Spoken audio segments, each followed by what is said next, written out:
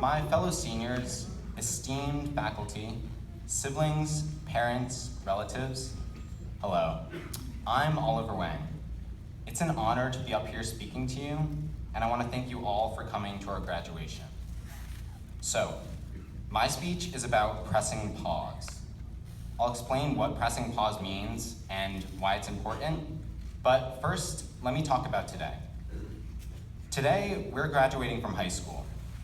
And instead of treating today as the beginning of something or the end of something, though of course it's a little of both, I'd like to treat it as a transition. Transitions are tough. They're tough because they signal both change and choice. These can introduce so many complications. Whole empires fell because successors couldn't handle the change of leadership or the choices that came with power. Even our own transition into the high school was hard. I remember when these halls were a maze, and I actually did lose sleep over whether to take drafting and design or art. But though transitions can be marked by disequilibrium and nervousness, those two things, change and choice, on a smaller scale are also exciting. Transitions don't always need to go wrong.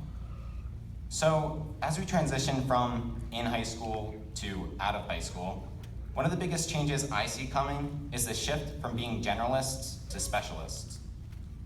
In high school, we were supposed to be well-rounded and pretty good at a lot of things.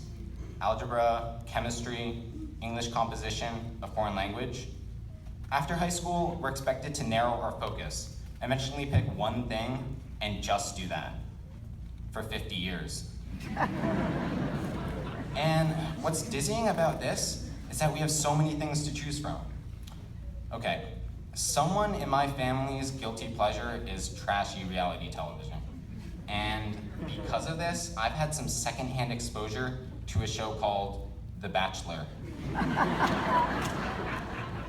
The contestants always have such a variety of strange jobs. They seem to cover all possible employment bases. You get a sampling of bodyguards, professional hipsters, a grain merchant, and a jumbotron operator. I wonder what fascinating sequence of events led them to those specific jobs, and what even more fascinating sequence of events led them onto season 21. The most dramatic season yet.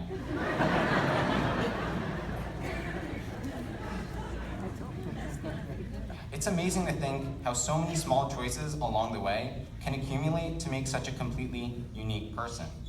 So I think my real question for us is, how can we possibly choose among all these life paths and choose the one that's right for us? I know this can sound a little privileged. We are in the United States, a great first world country, which allows us the luxury of first world worries, like, how can I possibly choose between something I really like doing and something I really, really like doing?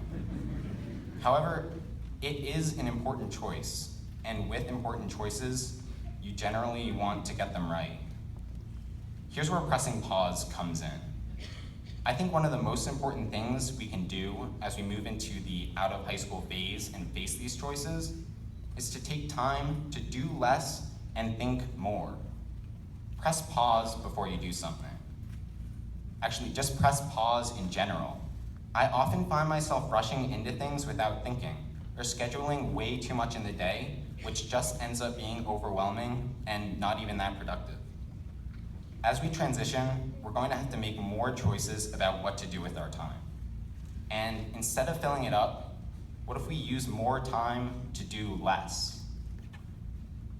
There's actually a great article written about this approach by the journalist David Leonhardt. He calls it a Schultz hour, named for George Shultz, the Secretary of State under Ronald Reagan. Now, few people are busier than the Secretary of State, but when Shultz was in office, he'd take an hour every week to just be by himself, reflecting. No one was to disturb him, he told the secretary, unless it was the president or his wife. It was during this hour that Shultz was able to remove himself from the day-to-day and think about the big questions of national interest and ethics that were particularly relevant to his job.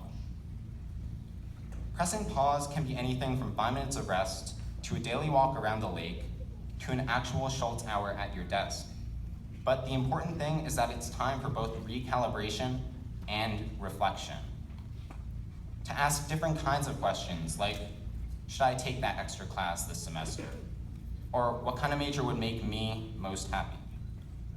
Also, what kind of people do I want to spend my time with? It can help reframe your thinking and set your priorities straight. It's kind of like Chinese finger traps. Those annoying little woven tubes you stick your fingers in. The harder you work to get your fingers out, the stiffer the fibers become, and the more you panic and pull harder. Only when you stop trying so hard, press pause, and take a step back, do you realize that all you have to do is push your fingers towards each other and the weave slips right off. And if this sounds like preaching, it's to myself as much as it is to anyone else. Taking the time to pause in a world of constant action and acceleration is more important now than ever. All those emails, texts, and posts. Pretty sure my hand involuntarily twitches every time I feel my phone buzz in my pocket. So a few quiet moments can be invaluable. I'm always surprised how weeks of deliberation over something can be resolved so quickly once I schedule time to reflect and let my mind move naturally. There's a saying a lot of musicians like. It goes, the music continues through the rests. The rests, which are just well-timed pauses, are as important as the music we hear. This is because we process what's just happened and anticipate what's about to come, which is exactly where we, the class of 2017, are at this moment. So, pause. Remember that even George Shultz was able to find time for self-reflection. Remember that a busy life isn't necessarily a productive nor enjoyable life. Remember how to escape from Chinese finger traps. And always remember to observe the rests, because they can make all the difference. Then, press play. Thank you and congratulations.